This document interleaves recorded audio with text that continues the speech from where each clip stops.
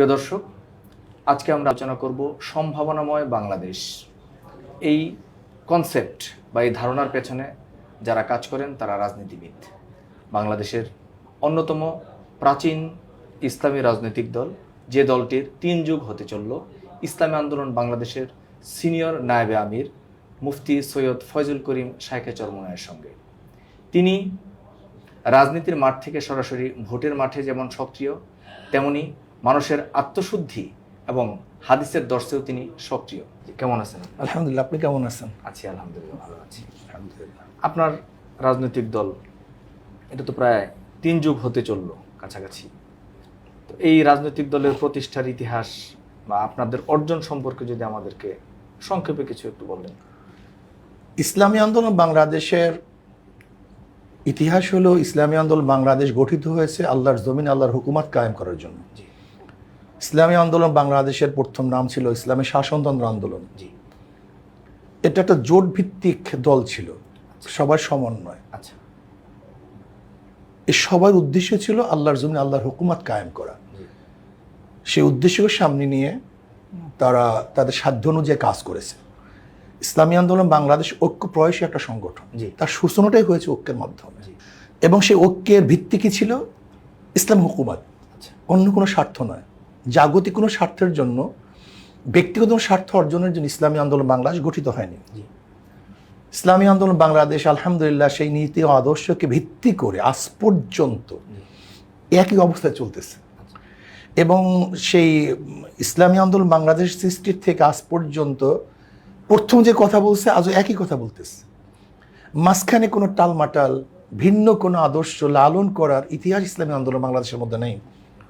এই জন্য আমি মনে করি ইসলামী আন্দোলন বাংলাদেশের নীতি ও আদর্শের উপরে অটল থাকার কারণেই মানুষ আলহামদুলিল্লাহ এটাকে গ্রহণ করতেছে, এর প্রতি আকৃষ্ট হচ্ছে।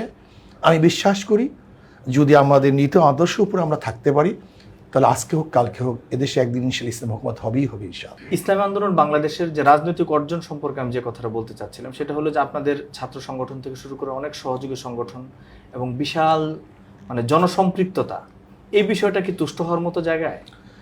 অবশ্যই ইসলামী আন্দোলন বাংলাদেশের ব্যর্থতা বলতে কিছুই নেই। জি, ইসলামী আন্দোলন বাংলাদেশ শুধু অর্জন বলতে সিট পাওয়াকেই মনে করে না। আচ্ছা, এটা মূল ভিত্তি মনে রাখতে হবে। ইসলামী আন্দোলন বাংলাদেশ মনে করে কত লোককে তাদের নীতি ও আদর্শ বুঝাতে পেরেছে, কত মানুষকে উৎসাহিত করতে পারছে, কত মানুষকে ইসলামী হুকুমত কায়েম করার জন্য সম্পৃক্ত করতে পারছে। ধরে নেন, যদি আমি কারোর উপরে ভর দিয়ে কোনো একটা এমপি হলাম, তাহলে যদি সেই দল আমাকে সাপোর্ট না দেয়, তাহলে হলোটা কি? আমার সবই শেষ। ইসলামী আন্দোলন বাংলাদেশ চায় নিজের উপরে ভর করে ক্ষমতায় যেতে। আমরা যে জায়গাটা বলতে পারি যে স্বয়ংসম্পূর্ণভাবে পথ চলতে এবং নিজেকে একটা জায়গায় নিয়ে যেতে। এর মূল কারণটা কি? এর মূল কারণ হলো যে যদি আপনি জগা খিচুড়ি বা কারোর উপর ভর করে যদি আপনি ক্ষমতায় যান, তখন আপনার নীতি আদর্শ বাস্তবায়ন করতে পারবেন না, আপনার কথাই বলতে পারবেন না। কারণ আপনার তো নিজের কিছু নেই। অন্যের ধার করা জিনিস দিয়ে আপনি নিজে কিভাবে আদর্শ বাস্তবায়ন করবেন? যেটাকে আমরা জোট রাজনীতির বরং তখন কি হবে, আপনার যে আদর্শ যতটুকু ছিল সেটা বিলীন হয়ে যাবে, যেটা বিগত দিনে আমরা দেখেছি। কিন্তু ইসলামী আন্দোলন বাংলাদেশ শুধু ক্ষমতার পার্টিসিপেট, এমপি হওয়া, মিনিস্টার হওয়া কি মনে করে না যে আমরা কিছু অর্জন করছি। ইসলামী আন্দোলন বাংলাদেশ বিশ্বাস করে কত মানুষকে বোঝাতে সক্ষম হয়েছে, নীতি আদর্শ অ্যাপ্লাই করার জন্য কত মানুষকে সে জাগ্রত করতে পেরেছে। এইটি হলো তার মূল লক্ষ্য এবং উদ্দেশ্য। দাওয়াত পৌঁছানোর কথাটাই আপনি বারবার বলতে চাচ্ছেন। দেখেন, আপনি যদি একদল লোককে সৃষ্টি করতে পারেন, নবী আলাইহিস সালাম মুক্তি জীবনে কি করছেন? 13টা বছর এত কষ্ট সহ্য করছেন, প্রতিবাদ করেননি। কাজটা কি করছেন? কিছু লোক তৈরি করছেন, যেই লোকগুলির মাধ্যমে বিশ্ব জয় করা সম্ভব। ইসলামী আন্দোলন বাংলাদেশ বিশ্বাস করে যদি এরকম লোক তৈরি না হয়, আর হঠাৎ করে যদি কোনো তকলিফ লা ইউতাক, যা তার সাধ্যের বাহিরে এরকম কিছু অর্জন করে, তাহলে রণে ভঙ্গ দিবে। ইসলামী আন্দোলন বাংলাদেশ বিশ্বাস করে যেই পাথর তুলতে পারে না, সেই পাথর তোলার জন্য সে সময় ব্যয় করে না, তাকে নিজেকে নিজে ক্ষতি করে না। আপনি বিশাল এক পাথর তুলতে পারেন না, যদি আপনি তুলতে যান অবস্থাটা কি হবে? হাত ভেঙে যাবে, কোমর ভেঙে যাবে, যে শক্তিটা ছিল নষ্ট হয়ে যাবে। কিন্তু আপনাকে চুমা দিয়ে সেই পাথরকে রেখে দিতে হবে। অপেক্ষা করুন, বড় হন, শক্তি অর্জন করুন, এরপর পাথর তোলার চেষ্টা করুন। ইসলামী আন্দোলন বাংলাদেশ হুকুমতকে বিশাল একটা শক্তি মনে করে। আসলে তো আপনার হুকুমত, জি, পাওয়ার, ক্ষমতা, এটা দেয়ার শক্তির চেয়ে মারাত্মক। এইটাকে অর্জন করার জন্য এবং এখানে যাওয়ার জন্য যেই পরিমাণের আপনার যোগ্যতার প্রয়োজন, মাস পিপুলের প্রয়োজন, সমর্থনের প্রয়োজন, সমর্থকের প্রয়োজন, সেটা যদি আপনার না থাকে, তাহলে আপনি সেখানে যাওয়ার পরে থাকতে পারবেন না, সেটা তো তাহলে এটা তো ভুল। আসলে হঠাৎ করে ক্ষমতায় যাওয়ার মেজাজ এবং নেশা যাদের, এরাই কিন্তু রাজনীতিতে বারবার হোঁচট খেয়েছে। মানে জনসমর্থন, যেটাকে আমরা জনভিত্তি বলি, জনভিত্তি। অর্থাৎ ইসলামী আন্দোলন এখন জনভিত্তি তৈরির কাজটা করছে। হ্যাঁ। আমরা কি সংক্ষেপে আমরা এটাই বলতে পারি? এটা বলতে পারি। এবং জনগণ সেটাকে গ্রহণ করছে। জনগণ এটাকে গ্রহণ করছে। বিগত সরকারের আমলে বড় বড় রাজনৈতিক দল বা বিরোধী দল যারা ছিল, তারা নির্বাচন বর্জন করছেন, জাতীয় নির্বাচন এবং স্থানীয় নির্বাচন। তো আপনারা স্থানীয় নির্বাচনগুলোতে অংশগ্রহণ করছিলেন। সর্বশেষ সিটি কর্পোরেশন নির্বাচন, বরিশাল সিটি কর্পোরেশন আপনি প্রার্থী হয়েছিলেন। সেই নির্বাচনের দিনের অনাকাঙ্ক্ষিত ঘটনা সম্পর্কে দেশবাসী জানে। তো এরপরের থেকে ইসলামী আন্দোলন বাংলাদেশ আর কোনো নির্বাচনে অংশগ্রহণ করে নাই। তো ওই নির্বাচনের দিনের ঘটনায় কি রাজনীতির টার্নিং পয়েন্ট? না, ইসলামী আন্দোলন বাংলাদেশ আসলে বিগত সরকারের অধীনে প্রশ্নবিদ্ধ কোনো নির্বাচন অংশগ্রহণ করেনি। জি, জাতীয় নির্বাচন অংশগ্রহণ। হ্যাঁ, প্রশ্নবিদ্ধ কোনো জাতীয় নির্বাচন অংশগ্রহণ করেনি। কিন্তু যখন সবাই অংশগ্রহণ করছে তখন তারাও করছে। জি, কিন্তু ইসলামী আন্দোলন বাংলাদেশ জাতীয় নির্বাচন এবং স্থানীয় নির্বাচনকে এক মনে করে না। স্থানীয় নির্বাচন কার ক্ষমতার পরিবর্তন হয় না। স্থানীয় নির্বাচন এবং জাতীয় নির্বাচন সম্পূর্ণ ভিন্ন। প্রেক্ষাপটও তো ভিন্ন থাকে। প্রেক্ষাপটে ভিন্ন থাকে। যে সরকার থাকে, আপনি দেখবেন জাতীয় নির্বাচনে এই শর্ত দেয়, সেই শর্ত দেয়, নির্বাচন কমিশন পরিবর্তন করো, সরকার পরিবর্তন করো, তত্ত্বাবধায়ক সরকার দাও, অন্তর্বর্তীকালীন সরকার দাও। কিন্তু স্থানীয় নির্বাচন এবং শর্ত সারা শুনছেন আজ পর্যন্ত কার থেকে? তার মানে হলো জাতীয় নির্বাচন এক জিনিস, অন্তর্বর্তী মানে স্থানীয় নির্বাচন ভিন্ন জিনিস। সেহেতু স্থানীয় নির্বাচন আমরা অংশগ্রহণ করেছি। কেন করেছি? প্রথমত এটা দাওয়াতি একটা ভালো প্ল্যাটফর্ম, দারুণ প্ল্যাটফর্ম। আপনার দাঁড়ে যেটা আমি আগেই বলছি যে আমাদের তো মূল লক্ষ্য উদ্দেশ্য জনসম্পৃক্ততা এবং জনগণকে মেসেজ দেয়া যে ইসলামের বাহিরে আদর্শ নয়, শান্তি নেই। অন্য কোনো আদর্শ যদি আপনি অ্যাপ্লাই করেন তাহলে শান্তি পাবেন না, একমাত্র আদর্শ হল ইসলাম। নির্বাচন কিন্তু এটা দারুণ এক প্ল্যাটফর্ম। সমস্ত লোকগুলি দাওয়াতি কাজ করতে পারে, সবার কাছে যেতে পারে, মানুষ আগ্রহীও থাকে। পার্টি সম্পর্ক তো মানুষের জানা, ওই তো মানুষ পার্টি সম্পর্কে জানতে পারে। আমরাই শুধু স্থানীয় নির্বাচন অংশগ্রহণ করছি, অন্য কেউ করে নাকি বলছে? না, আরো অনেকেই করেছে। সবাই করছে, কেউ করছে বেনামে, আমরা করছি ডাইরেক্ট নামে, কেউ করছে মোনাফিকি, আমরা মোনাফিকি করি না। এটা হলো আমাদের সমস্যা। ইসলামী আন্দোলন মুখেও যা বলে, কাজেও তা করে, ঘরের মধ্যেও যা বলে, বাহিরেও তা বলে। মানে এখানে যে দেখেন, জামাতের লোক কি স্থানীয় নির্বাচন অংশগ্রহণ করে নাই? স্বতন্ত্রভাবে করেছে।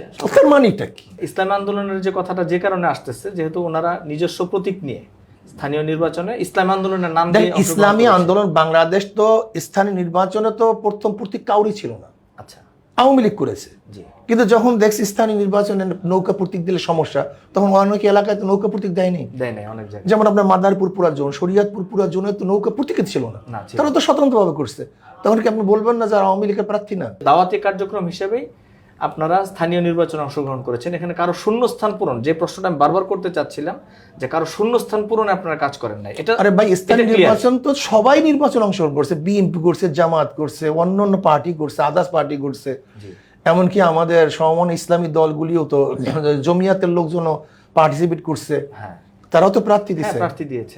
তার মানে আমাদের উপর স্কালটা কেন? মানে ওই শূন্যস্থানের জায়গাটার কথাটা বারবার দেখেন। ইসলামী আন্দোলন বাংলাদেশ কখনো কাউর অবৈধ কোনো কাজে সহযোগ হয় না, এটা হবেও না। 5 আগস্ট আপনার নেতৃত্বে একটা বিশাল মিছিল হয়েছে, কখনো কি মনের মধ্যে ভয়টা ছিল যদি ব্যর্থ হন?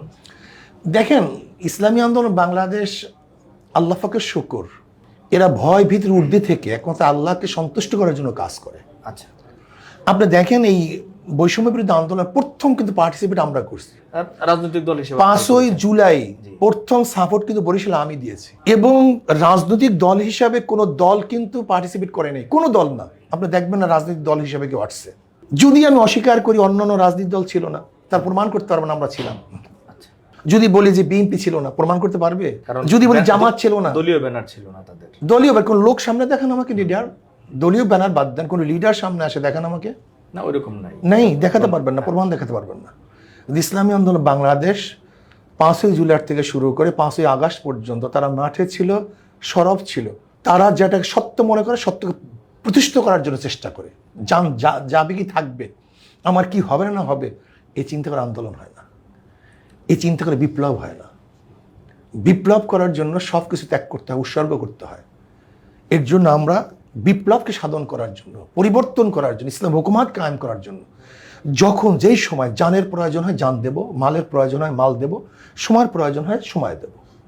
ইসলামী আন্দোলন ভয় ভীতি নিয়ে আন্দোলন করে না, সংগ্রাম করে না। এর ইসলামী আন্দোলনকে অনেকেই মনে করে যে আওয়ামী লীগের আমলে আপনারা নিরাপদ কেন? আমরা নিরাপদ কিভাবে? আমাকে মারলো কিভাবে? তখন কি আওয়ামী লীগের সময় ছিল না? ওই প্রশ্নটা আসলে সমালোচকদের বিষয়টা। তারপরে আসেন ইসলামী আন্দোলন বাংলাদেশ বিগত দিনেও জি, কারো স্বার্থ সিদ্ধিকে বাস্তবায়নের জন্য পার্টিসিপেট করে নেই, সহযোগিতা করে নেই। কিন্তু অন্যান্য দল করার কারণেই তাদের উপর হাজারো প্রশ্ন, তাদের উপরে হাজারো বিরোধী দলের মানে আপনি যেইটাই বলতে চান হয়তো বা দমন পীড়ন বা এগুলো করবি, এটা খবরটা স্বাভাবিক। এটা ক্ষমতার একটা বিষয় থাকে। অন্তর্বর্তীকালীন সরকারের কেমন দেখছেন, মানে আপনাদের যে প্রত্যাশা, জনগণের যে প্রত্যাশা, এটাকে পারত শেষ পর্যন্ত থাকবে আপনি মনে করছেন? বিগত ফ্যাসিস্ট সরকারের কেউ তো যায়নি, শুধু শেখ হাসিনা গেছে। এবং সে তো পিয়ন থেকে শুরু করে, চকিদার থেকে শুরু করে প্রেসিডেন্ট পর্যন্ত এমন কোনো জায়গা নেই যেই জায়গায় আওয়ামী লীগের কোনো লোক নেই। হঠাৎ করে অন্তর্বর্তীকালীন সরকার মাঝখানে এসে এই 1 মাস বা 1 মাসের কিছু বেশি সময় কি করবে, কি উপহার দিবে? এবং সে যেই সরকারটা যেই ভরের উপরে সরকার গঠন করছে, সেই ভরগুলো তো অনেক দুর্বল। সেখানে এখনই মন্তব্য করা খুবই কঠিন। তবে আমি মনে করি যদি অন্তর্বর্তীকালীন সরকার আরো শক্ত হস্তে সে সরকার পরিচালনা না করেন, তাহলে জাতি কিন্তু বিপদে পড়বে। ইসলাম আন্দোলন বাংলাদেশের আমির এবং আপনার বক্তব্যে আওয়ামী লীগের যেমন সমালোচনা আপনারা করেছেন, ঠিক বিএনপির সমালোচনা আপনারা করছেন। আসলে এখানে একটা ভুল মেসেজ আছে। আচ্ছা, Islami Andolan no Awami League no BNP, Islam is the best. জি, ইসলামী আন্দোলন বাংলাদেশ আওয়ামী লীগকে ক্ষমতা নেওয়ার জন্য কাজ করে না, বিএনপিকে ক্ষমতা নেওয়ার জন্য কাজ করে না। জি, এবং ইসলামী আন্দোলন বাংলাদেশ বিশ্বাস করে যে নীতি ও আদর্শহীন লোক যতদিন ক্ষমতায় থাকবে ততদিনে জনগণের আবার আন্দোলন করতে হবে, সংগ্রাম করতে হবে। সংগ্রাম করতে হবে। আমরা বেসিক দুর্নীতির বিরুদ্ধে কথা বলি, চোরের বিরুদ্ধে কথা বলি, ডাকাতের বিরুদ্ধে কথা বলি, সন্ত্রাসের বিরুদ্ধে কথা বলি, ধর্ষকদের বিরুদ্ধে কথা বলি। মানে এখানে যে কথাটা আসতেছে যে শূন্যস্থান পূরণ হয়েছে জায়গায় জায়গায়, যে কথাটা বাজারে চলতেছে, ওই কথাটার প্রসঙ্গটা যেভাবে আসছে, আমি সেটা বলতেছি। কাজে আমি তো বলি চোরের বিরুদ্ধে, এখন চোর যে হবে তার গায়ে তো লাগবেই। আচ্ছা, আমি ধর্ষকদের বিরুদ্ধে কথা বলি, এখন যদি ধর্ষক থাকে তার তো ব্যথা তো লাগতেই পারে। আচ্ছা, এখন আপনি কি বলেন, যদি আমি চাঁদাবাজের বিরুদ্ধে কথা বলি আর আমার দলে যদি চাঁদাবাজ থাকে তার গায়ে লাগবে না? লাগবে। এর জন্য কি আমি আমার দলের বিরুদ্ধে কথা বললাম?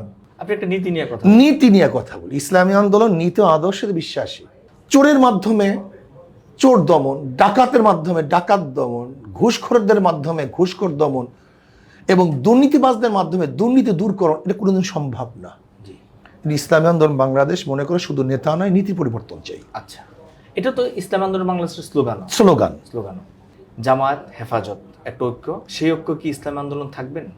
দেখেন, জামাতের আগে তো ইসলামী আন্দোলন বাংলাদেশ ঐক্যর জন্য হাজারো চেষ্টা করতেছে জি, এবং ইসলামী আন্দোলন সূচনায় তো ঐক্য।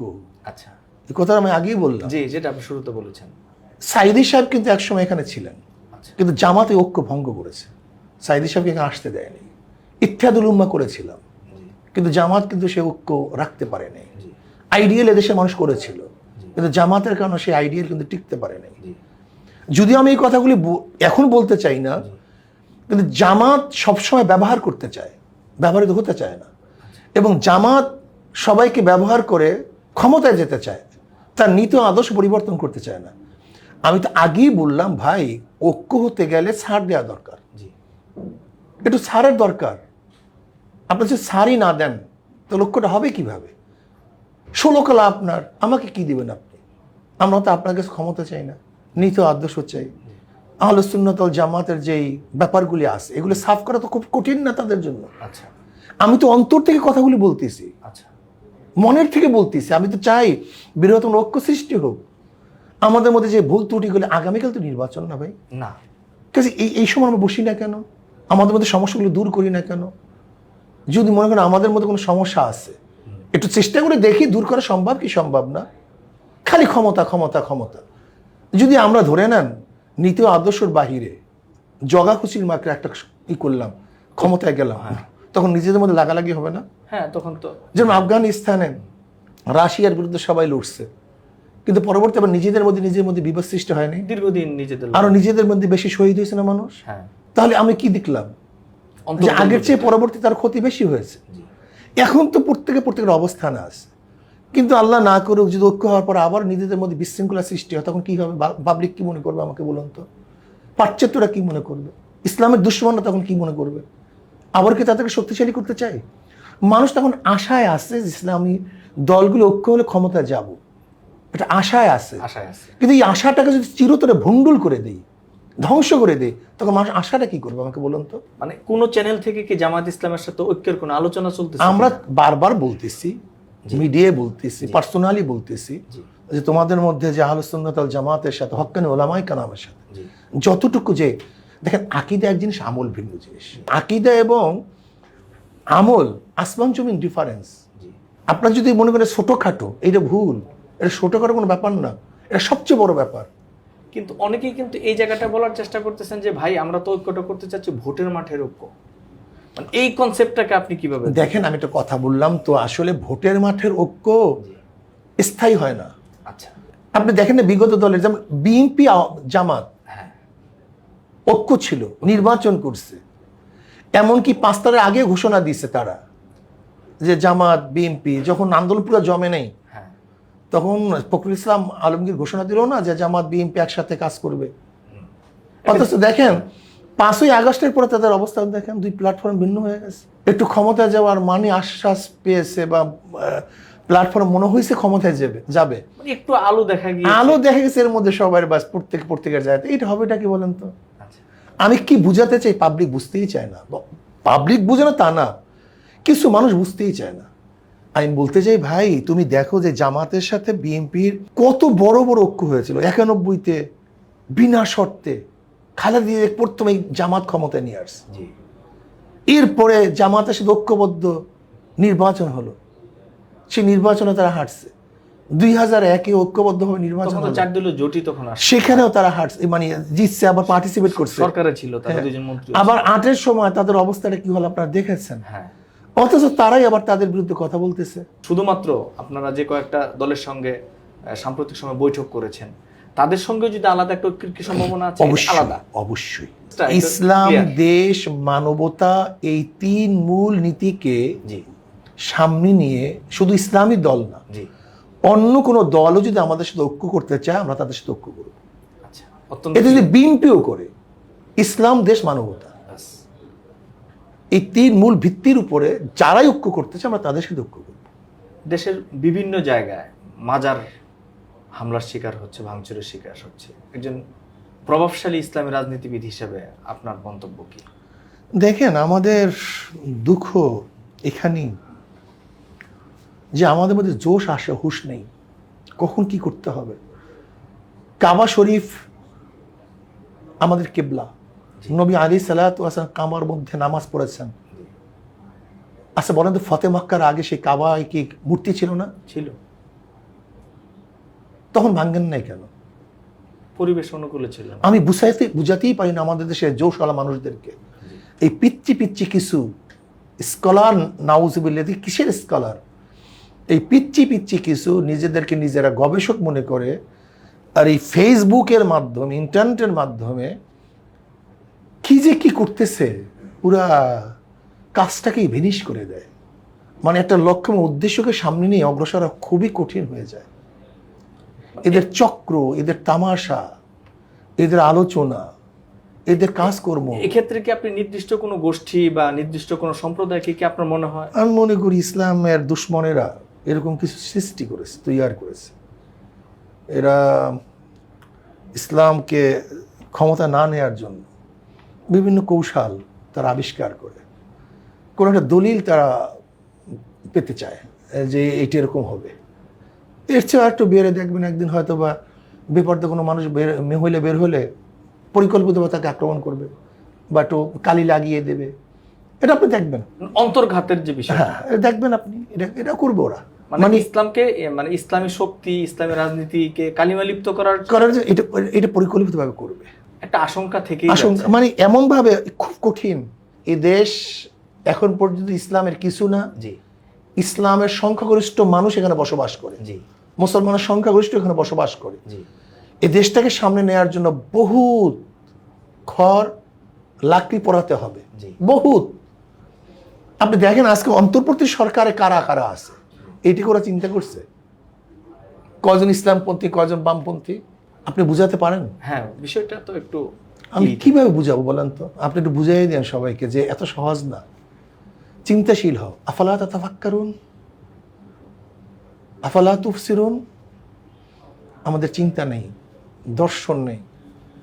আর আমাদের সবচেয়ে বড় সমস্যা হলো আমরা বাহ বাহ পেতে চাই। ধরে নেন অনেকগুলি ছাত্র আমাদের সামনে আছে, এখন আমি দেখবো যে কি বললে এরা হু করে ওঠে, এটা আসলে বাস্তবায়ন আছে কি নাই, বাস্তবতা সম্ভব কি সম্ভব, এই চিন্তা আমাদের মধ্যে নেই। আমি বললাম সব ভেঙে ফেলবো, ভারতকে তাড়ায় দেবো, ভারতেরই ভেঙে ফেলবো, হু করে উঠলো। এখন দেখছে আমাদের পিচ্ছি পিচ্ছিদের মধ্যে ভাইরাল হওয়ার একটা স্বভাব। আচ্ছা, ভাইরাল কিভাবে হওয়া যায়, বাস এখন তার মিডিয়ার দরকার হয় না, টেলিভিশনের চ্যানেলের দরকার হয় না, লাইভে এসে বাস শুরু করে দেয় নিজে নিজে নিজে। বাস খুব কষ্টের মধ্যে আছে। এবং ইসলামী যারা রাজনীতি করি খুবই মারাত্মক কষ্টের মধ্যে আছে, কিছু করতে পারি না, কিছু একটা করতে গেলেই সেখানে বাধার সৃষ্টি। নির্বাচন নিয়ে আপনি কিছু ভাবছেন কিনা? না, আমরা তো নির্বাচনমুখী একটা সংগঠন। আপনার সংগঠন, আপনি নির্বাচনের মাঠে আমরা আপনাকে দেখবো কিনা? আমরা তো সংগঠন করি, জি। যদি আমাদের দল প্রেশার ক্রিয়েট করে, আমি নির্বাচন করতে নিজে ব্যক্তিগত চাই না, তারপরে সবাই পরামর্শের ভিত্তিতে নির্বাচন করতে বাধ্য করে, সেটা ভিন্ন কথা। আর আমাদের এখানে কেউ যদি বলে যে আমি নির্বাচন করব, আমি অংশগ্রহণ করবো, সে তাকে নির্বাচন করার হারায় ফেলায়, যোগ্যতা হারায় ফেলায়। আচ্ছা, এখানে নিজের থেকে করতে পারবে না যে আমি নির্বাচনে যাইতে চাই, আমি নির্বাচন করতে চাই, এটা আমাদের দলের মধ্যে নেই। আমাদের দল নির্বাচনের জন্য তোমাকে বলবে যে তুমি নির্বাচন করো। আচ্ছা, নিজের থেকে নেতা হওয়ার যদি কেউ আগ্রহী হয় এবং প্রকাশ করে যে আমি নির্বাচন অংশগ্রহণ করতে চাই, তাহলে আমাদের দলের ম্যানিফেস্টো অনুযায়ী সে আসলে নমিনেশন পাবে না। নমিনেশন পাবে না। বাংলাদেশ আওয়ামী লীগ, তাদেরকে রাজনীতি করার কোনো অধিকার আছে কিনা, বা তাদেরকে কিভাবে দেখতে চান সামনের দিনগুলোতে? দেখেন, আমি আওয়ামী লীগ, বিএনপি, অমুক তমুক বুঝি না। যারা দেশের স্বার্থের বিরুদ্ধে কাজ করবে, যদি আমিও হই, যাদের মাধ্যমে দেশ ক্ষতিগ্রস্ত হবে, জনগণ ক্ষতিগ্রস্ত হবে, জুলুমের শিকার হবে, দেশের টাকা পাচার হবে, দেশ অস্থিতিশীল হবে, রাজনৈতিক উদ্দেশ্যই তো মানুষকে কল্যাণ করে। যদি আমাদের কল্যাণই না হয়, সে রাজনীতি করে কিভাবে? তা আগামী দিনগুলো তাদের কিভাবে আপনি? আমি ক্লিয়ার কাট বলতে চাই, আমি কোনো দল টল বুঝি না। যদি আমার মধ্যেও জি, এই গণহত্যা, গণজুলুম, গণ অত্যাচার, আয়নাঘর, গুম, খুন, ধর্ষণ, লুটপাট, টাকা পাচার, সব প্রতিষ্ঠানগুলো ধ্বংস হয়ে যায়, তা আমারও রাজনীতি করা উচিত না। এই দলও ব্যান করা দরকার, ইসলামী আন্দোলন ব্যান করা দরকার।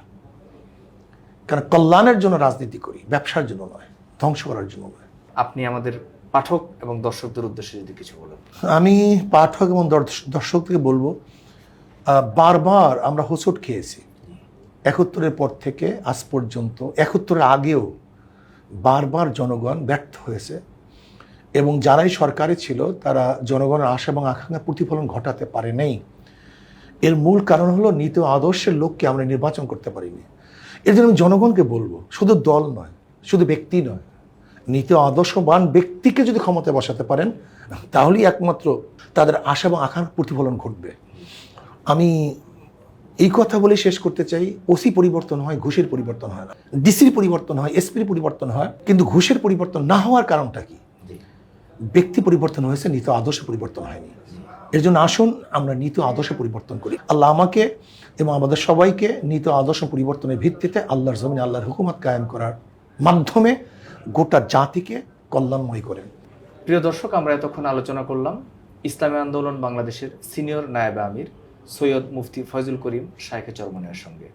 আলোচনার সর্বশেষ যে কথাটা তিনি জাতির উদ্দেশ্যে বা আমাদের পাঠকদের উদ্দেশ্যে বলেছেন সেটা হলো, আসুন আমরা নীতিবান হই, আদর্শবান হই এবং সেই আদর্শের উপর অটল থাকি।